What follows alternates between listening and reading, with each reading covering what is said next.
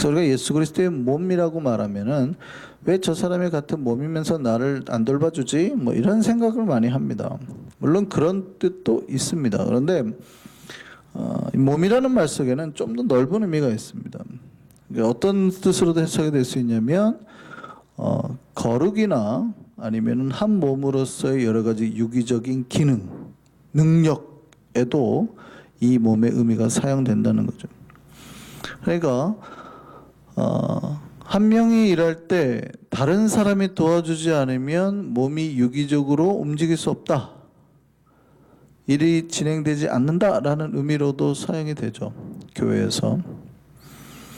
예를 들어서 여러분이 어떤 운동을 하거나 뭐 일을 하려고 할 때 내 오른손이 어떤 가서 돌리는 것만 한다 그래도 절대 오른손만 가지고 되지는 않잖아요. 눈이 봐줘야 되고 다리가 가서 움직여줘야 되는 겁니다. 여러분이 나가서 좀 있다가 이제 자동차에 키를 꽂으려고 한번 해보세요. 자동차에 키를 꽂으려고 하는 일이 그렇게 어려운 일은 아닙니다만 여러분 눈 감고 한번 이거 해보세요. 쉽게 되는지.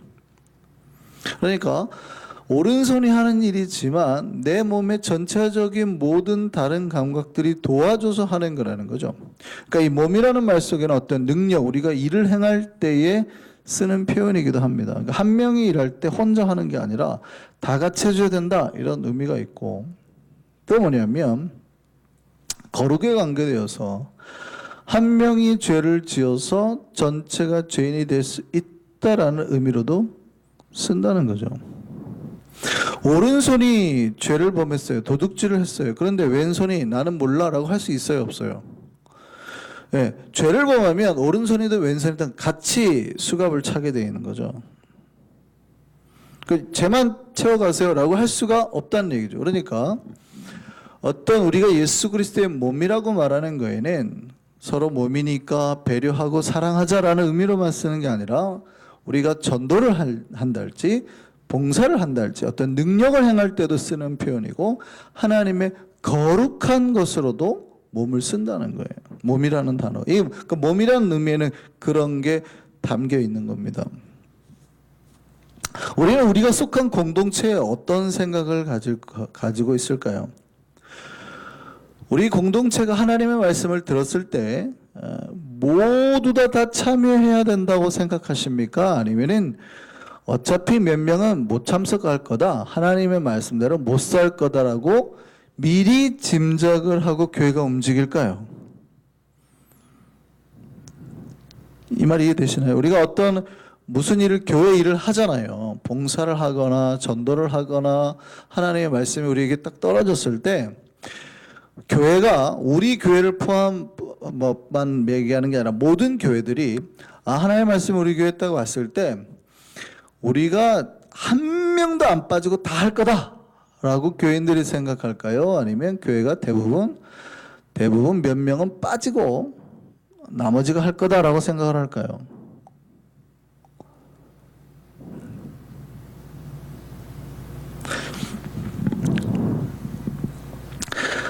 성경에서 죄라고 말하는 건 굉장히 쉽죠. 하나님 말씀대로 순종하지 않는 걸 성경은 그냥 죄라고 합니다. 그러니까 우리가 십계명이 이렇게 이루어졌어요.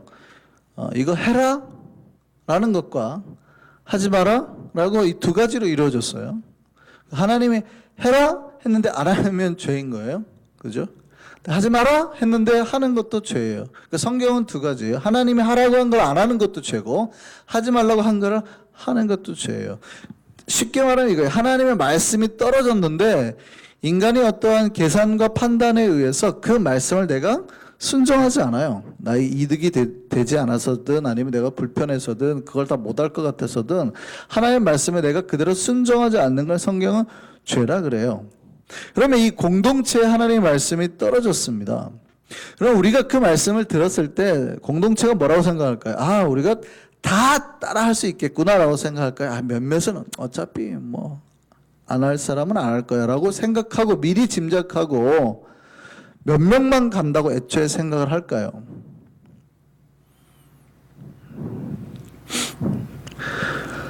그들 중 몇 명은 애초에 못할 거라고 배제되고 생각하는 거 괜찮은 걸까요? 우리 교회가 아이들까지 해서 한 100여 명 되죠. 그러면 우리가 하나님의 뜻이 우리에게 떨어졌을 때 단 한 명의 불순종도 없이 교회 전체가 다 순종하면서 하나님의 뜻을 행할 수 있을까요? 대부분의 사람들이 없다라고 생각을 합니다. 에이, 뭐 목사님 공산당도 아니고 어떻게 그럴 수 있어요? 없다라고 생각을 합니다. 이게 오늘날 교회의 가장 큰 문제입니다. 교회가 복을 못 받는 이유는 사실은 그 안 되는 한두 명 때문에, 순종하지 아니한 한두 명 때문에 순종하는 나머지 사람들이 피해를 보는 거거든요.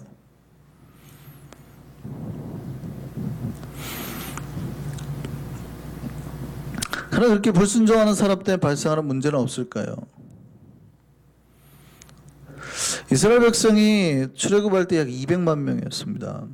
가나안 땅에 들어갈 때도 그 숫자는 변화가 없었습니다. 그러니까 민수기를 보면 처음에 숫자를 카운트하고 마지막에 또 카운트를 하는데 40년이 지나고 2번 카운트하는 거예요. 전에 한 번, 후에 한 번.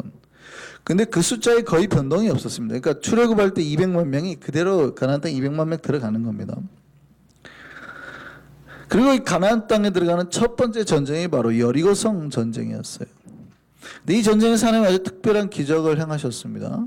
여리고성을 넘어뜨리는데 인간의 힘이나 노력이 아닌 하나님의 말씀에 순종함으로 기적을 일으키려 하셨어요. 기적은 간단해요. 전 백성이 여리고성 주변을 매일 하루에 한 번씩 6일 동안을 돌고 7째 날에는 7번을 돌라는 거예요. 쉬운 겁니까? 어려운 겁니까? 쉽지요. 굉장히 쉽죠. 왜냐하면 전쟁을 하는데 목숨 걸고 나와서 싸우라는 것도 아니고 성 주변을 그냥 돌으라고 하는 거예요. 한 바퀴씩 매일. 막 나가서 뭐 사람을 막 몇백 명을 죽여라, 뭐 어린아이를 바쳐라, 뭐 이런 내용도 아니고 그냥 백성들 보고 하루에 한 바퀴씩 돌으라는 거예요. 쉬운 거예요? 어려운 거예요? 명령은 굉장히 쉽습니다. 근데 이게 순종하기가 쉬울까요? 어려울까요? 어려워요. 왜냐하면 전쟁이란 특수한 상황 때문에. 하나님 말씀이 똑같아요. 우리에게. 하나님 말씀이 쉽습니까? 어렵습니까? 쉬워요. 네 이웃을 사랑해라. 뭐 어렵습니까? 사랑하면 되지. 하나님 우리 사랑했던 것처럼. 근데 이것이 우리 현실 상황하고 딱 부딪히면 쉬워요? 어려워요? 어려운 거예요. 저 왼수를 어떻게 사랑해요? 왼수를 사랑하라는데 왼수를 어떻게 사랑해요? 이게 현실과 부딪히니까 어려운 거예요. 쟤를 사랑하자니 내가 경제적으로는 돈에도 막 손해가 많이 가고 내가 쟤보다 훨씬 시간이나 노동도, 왜냐하면 아프니까 내가 다 해줘야 되잖아요. 내가 경제적으로나 시간적으로나 육체적으로나 너무나 많은 이 피해가 가거든요. 사랑할 수 있어요? 없어요? 없단 말이죠. 하나님 말씀이 대부분 그래요. 굉장히 쉽죠. 돌아라. 한 바퀴씩 돌아라.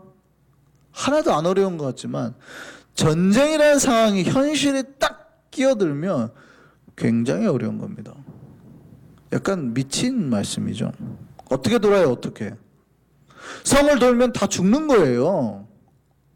처음 한 바퀴야 가능하겠지만 매일 똑같이 돌으라는 거예요. 마지막 날은 7바퀴를 백성들이 다 전쟁에서 어떤 전쟁에 대한 진행도 안 갖추고 그냥 행진을 해요? 이렇게? 그럼 나와서 죽이면 다 죽으라고? 아이들까지? 굉장히 위험한 상황이란 말이죠. 그런데 또 하나의 조건이 있습니다. 행진을 할 때 한 명도 단 한마디도 불평하지 마라. 말을 내지 말아라. 이게 조건이에요.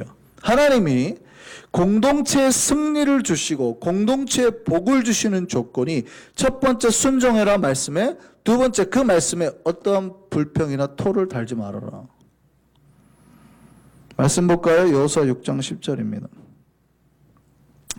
여호수아가 백성에게 명령하여 이르되 너희는 외치지 말며 너희 음성을 들리게 하지 말며 너희 입에서 아무 말도 내지 말라.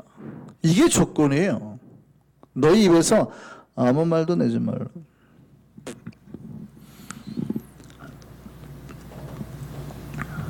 하나님의 명령에, 자 200만 명입니다. 이 어리석은 전쟁 방식이죠. 이 어리석은 전쟁 방식에 200만 명이 다 순종할 수 있을까요? 여러분, 이스라엘 백성이 왜 이런 기적을 경험하고 하나님의 복을 받은지 이해가 되십니까? 이스라엘 백성은 굉장히 좀 무섭고도 무식한 백성이에요. 우리가 100명을 보고, 제가 100명을 보고 어느 땅에 우리가 이제 이게 약속한 땅입니다. 매일 하루에 한 바퀴씩 돕시다. 아침 9시만 되면 우리가 돌겠습니다. 모든 걸 다 그만두고 백성들 나오세요라고 했을 때 우리 100명이 다 아이고 하나님 주신 약속이구나 하고 돌까요? 아니면은 막 곳곳에서 말이 나올까요? 목사님이 정신이 없었어요. 그냥 뉴욕 생활도 모르고 얼마나 바쁜데 아침 9시에 어떻게 나오냐고 할까요, 안 할까요? 이게 저 여러분을 말하는 게 아니라 여러분 우리 교회 전체를 생각해 놓고 보세요. 우리 교회 안에 그런 말을 하는 사람이 한 명이라도 있을까요, 없을까요? 100명인데 아이들이라도 그런 말 할까요, 안 할까요? 엄마는 학교 가야지 바쁜데. 물론 오늘날 현실과 이스라엘 백성은 다릅니다. 학교도 안 갈 거고 뭐 특별한 일이 있는 것도 아니니까. 근데 200만 명이잖아요. 200만 명. 오늘날 우리의 숫자로 따지면 2만 분의 1도 안 돼요, 우리 교회가. 여러분, 200만 명 중에서 단 한 명의 불평자가 없었다는 게 이해가 될까요? 여리고성이 무너진 이유가 200만 명 중에 단 한 명의 불평자도 없었기 때문이에요. 있었다면 여리고성 무너지지 않았을 겁니다. 가나안 땅의 첫 전투는 패했을 겁니다. 여러분 생각해 보시죠. 우리 한성교회 만약 여리고성의 전투 같은 명령이 떨어졌다면 과연 우리는 그 성을 정복할 수 있었을까요?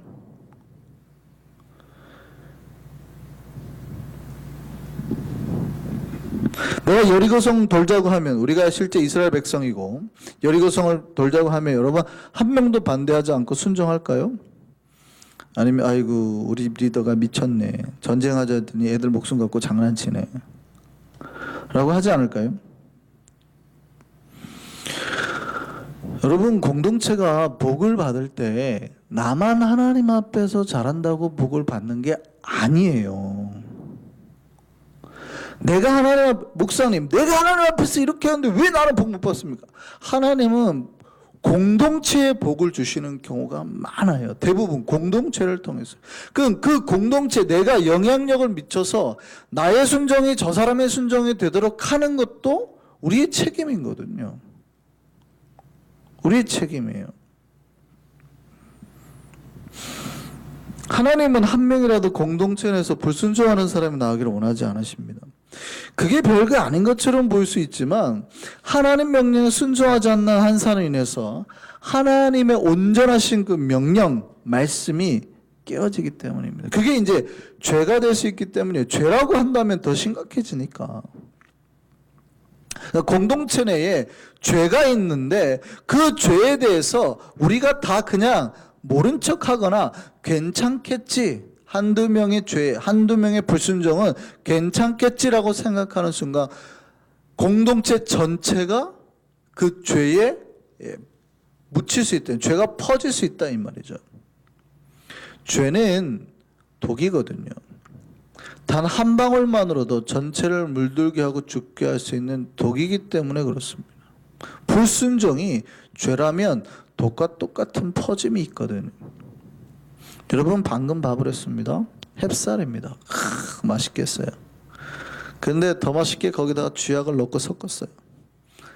드실까요, 안 드실까요?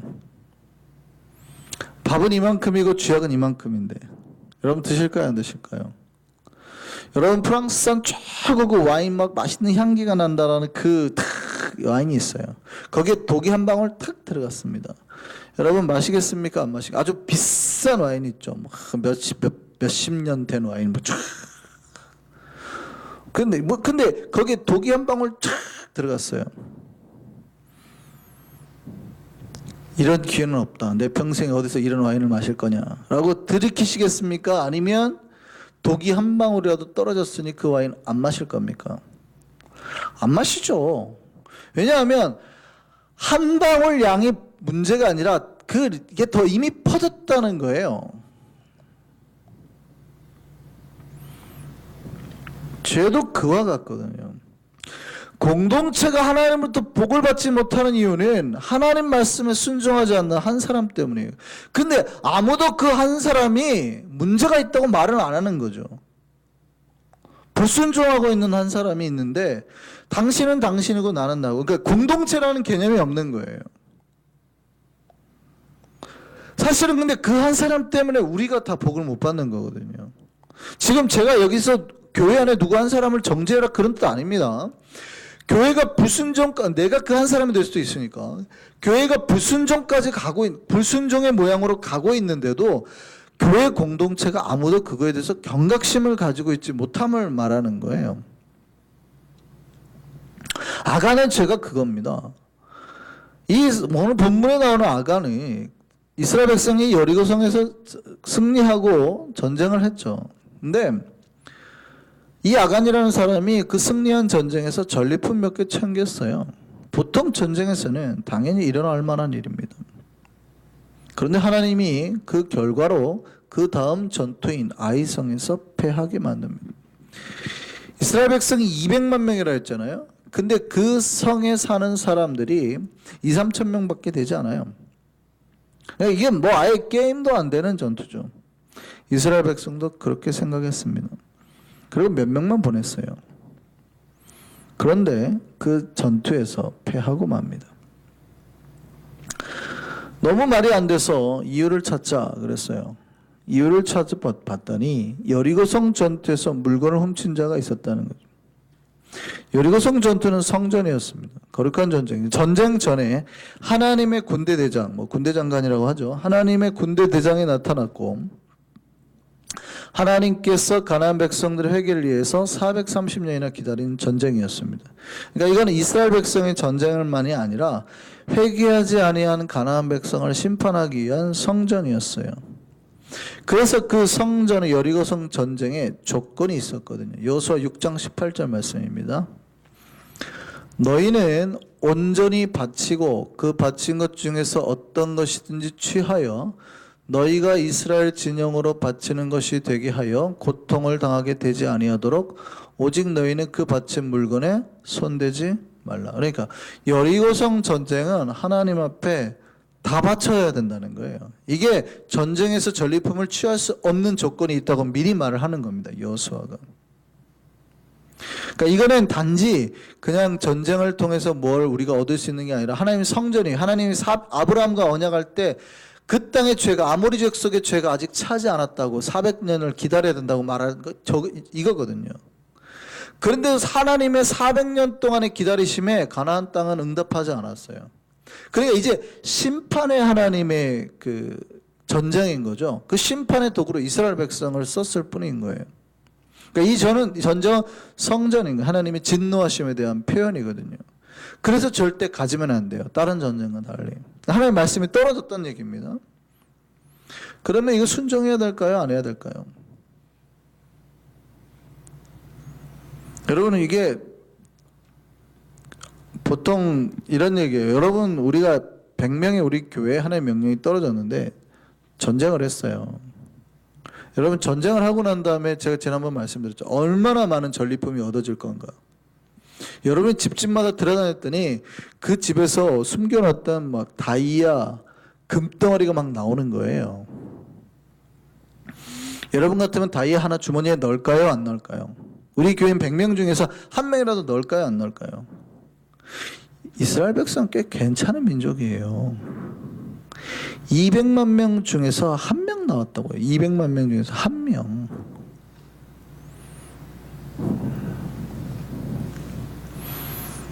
아간이 그 물건을 훔쳤는데요.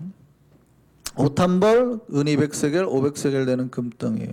그 세겔이 무게는 한 11.4g인데 은 한 세겔이 당시 노동자 4일에 해당하는 금입니다. 대략 주급 정도 되죠.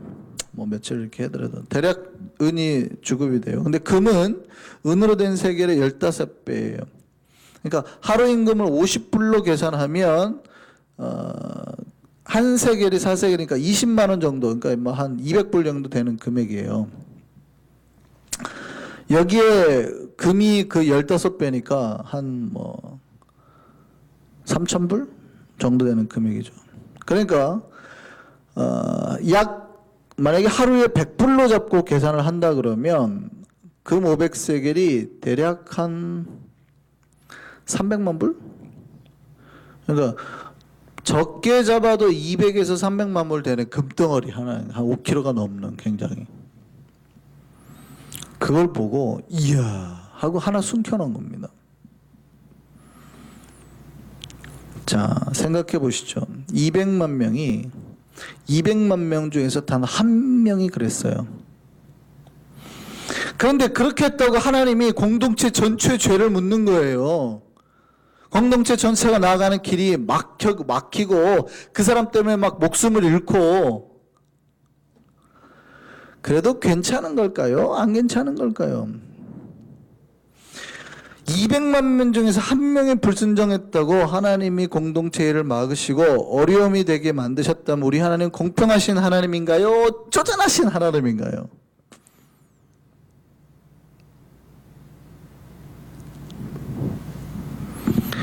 많은 이들이, 많은 교회가 공동체가 하나님 앞에서 순수하고 그 명령에 순종해야 된다고 하는 사실에 대해서 굉장히 둔감합니다.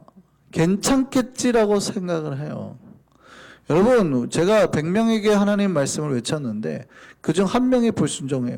그렇다고 해서 우리가 하는 모든 교회가 가는 길에 막 복이 막힌다고 해보세요. 여러분, 하나님 앞에 따질 겁니까? 안 따질 겁니까? 우리는 제대로 했잖아요, 하나님. 따질 겁니까? 안 따질 겁니까? 나는 햅쌀이라고요, 하나님. 내가 1년 동안 수고해서 난 햅쌀이라고요. 제 몸에 쥐약 좀 발랐다고 왜 나까지 싸그리 버려줘야 되는데요? 할까요, 안 할까요? 하나님이요, 200만 명 중에서 한 명이 불순종했는데 200만 명 전체가 못 나가게 막아버렸다고요. 왜 그렇게 하시는 걸까요? 하나님 말씀에 불순종하는 게 죄이기 때문에 그래요. 죄는 누룩과 같아서 금방 퍼지고 공동체를 쉽게 물들게 하기 때문에. 더더군다나 공동체는요, 보이지 않는 끈으로 묶여있는 존재라고요. 여러분, 한성교회라고 말하면 우리는 한성교회라는 그 이름에 묶여있는 사람입니다. 여러분, 효신교회에서 문제가 났다고 해서 여러분이 부끄러워해요? 물론 기독교인이 그 안에 문제가 있으니까 부끄러운 건 맞죠.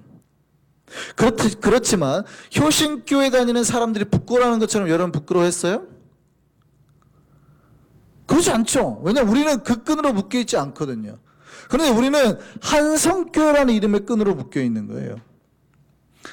여러분, 나와서 한성교회 집사가 그랬대 라는 소리를 들으면 내가 부끄러워지는 거죠. 왜냐하면 우리는 전혀 보이지는 않지만 한성교회라는 끈으로 묶여있거든요. 그 얘기는 공동체라는 거는 보이지는 않지만 하나님이 보여주신 영적인 끈으로 다 묶여있는 존재라는 뜻입니다. 이 공동체의 죄가 떨어지면 그 죄는 누룩과 같이 금방 퍼져서 쉽게 공동체를 물들게 하기 때문이죠. 마치 배들이 있는데 사슬로 묶여있는 것 같아서 한 배가 침몰하면 다른 배도 연쇄적으로 침몰하는 것과 똑같은 현상이에요. 공동체는 그래서 공동체는 한 몸인 거예요. 한 몸. 내 몸 여기에 암덩어리가 생기면 빨리 조치를 취해야지. 손에 생겼다고 발이 마음을 놓으면 언젠가 그 암세포가 발까지 퍼져서 죽게 되는 거예요. 발까지 안 오더라도 심장까지만 와도 죽는 거예요.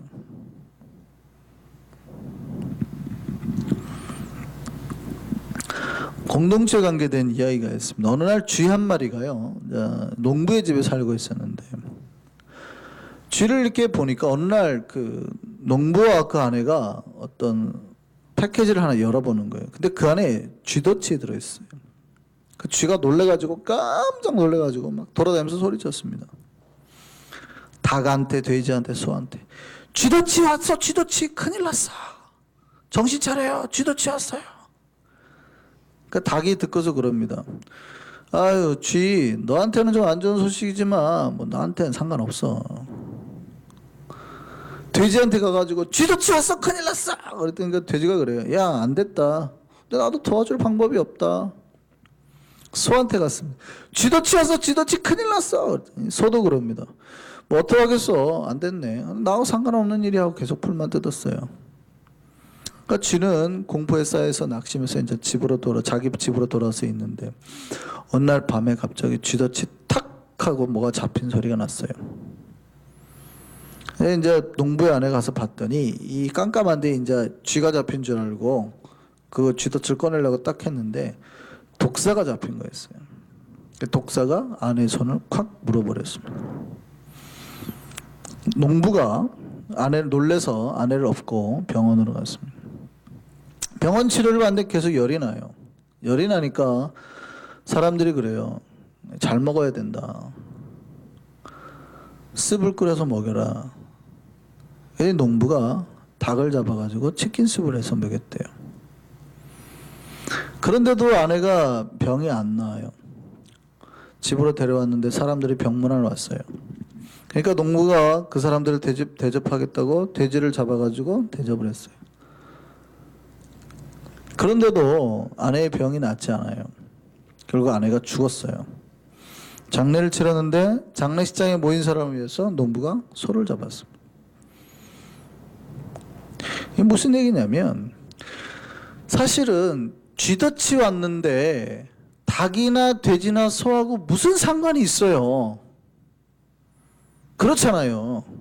쥐덫이 왔는데 닭이나 소나 돼지한테 무슨 상관이 있냐고요. 아무런 상관없죠. 거기는 아무런 나하고 관계도 없는 것 같지만 같은 공동체, 그 안에 살고 있는 같은 공동체 사람에게는 나하고 전혀 상관없는 것 같은 일이 다 보이지 않는 끈으로 나한테 묶여서 영향력을 미치게 되어 있다는 거예요. 여러분, 공동체라는 것은 그런 겁니다. 왜 우리가 한 몸이라고 하시는지 아시겠어요? 우리가 살아가는 이 공동체는, 이 사회는 나랑 아무런 상관이 없는 게 아니라 직간접적으로 모두 연결이 되어 있다고요. 특별히 같은 생각, 같은 문화, 같은 언어를 쓰는 우리라면 훨씬 더 크죠. 거기다 같은 신앙 안에 살아가는 공동체는 더 큰 연관이 있습니다. 이들에게 죄는 거대한 파급력이 있다고요. 그럼 우리가 이 공동체가 다 같이 복을 받기 위해서는 어떻게 해야 될까요? 다 같이 복을 받기 위해서는 하나님이요, 아간의 죄를 그냥 넘기지 않으시고 이스라엘이 행진하는데 반드시 그 죄를 정리하라고 그랬어요. 오늘 그 얘기예요. 오늘 하나님 정리하는데 제비를 뽑았더니 결국 좁혀서 아간이라는 사람이 딱 나와요. 하나님은 그 죄 제거하고 가자 그래요. 결국 아간은 사형에 처하게 됩니다. 여기에 우리가 오해를 하면 안 됩니다. 누군가가 죄를 범했을 때 그 사람을 기어이 찾아내가지고 그 불평의 목소리를 제거하고 가자, 그 얘기가 아닙니다. 여러분 아마 그렇게 하면 교회 안에 남는 사람은 아마 결국 저하고 저희 아내 둘만 남아서 기도하고 끝날 거예요. 교회가. 지금 그 얘기가 아니라 공동체든 여러분 개인이든 상관없이 어떠한 죄나 불평거리가 나면 반드시 그 불평의 목소리나 죄를 제거하고 가시라는 거예요. 여러분 안에, 우리 공동체, 여러분 최대한 어떻게 해서든지 그것이 발생하지 않도록 만드셔야 된다는 거예요. 우리 안에 아간과 같은 죄가 있을 수 있습니다. 아간의 죄가 도둑질이 아니에요. 아간의 죄는 하나님 말씀에 불순종한 겁니다. 그렇다면 공동체든 우리 내면이든 하나님 말씀에 불순종하려 하는 것을 가장 조심해야 됩니다. 이 불순종이 내 욕망과 결합해서 나온 게 뭐 도둑질이기도 하고 간음이기도 하고 이런 거죠. 그러니까 모든 죄의 결과의 중요한 그 원초적인 그 이유에는 불순종이 있는 거예요. 불순종. 하나님이 해라 그랬는데 안 한 거, 하지 말라 그랬는데 한 거, 여기에 있는 거예요. 이게 내 욕망과 결합했을 때 나타나는 다른 현상일 뿐이죠. 다른 것들이. 우리는 언제나 하나님 말씀 제일주의로 살아야 됩니다. 우리가 주님 말씀 붙들고 살 때 우리 삶에 문제가 없어요. 여러분 앞에 아무리 거대한 여리고성이 있다 하더라도요, 말씀에 순종하니까 무너져요. 근데 아무리 쉽게 보이는 아이성이라고 하더라도요, 누군가가 한 명이 불순종하면 반드시 막히고 그 안에 문제가 발생하고 망하게 되어 있는 거예요. 우리의 삶에 우리 공동체가 철저하게 하나님 말씀에 순종해서 나아가는 우리와 공동체가 되기를 소망합니다. 그렇게 하나님 말씀에 순종할 때 하나님께서 우리 앞에 막혀있는 모든 문제 해결해 주실 줄 믿습니다. 기도하겠습니다.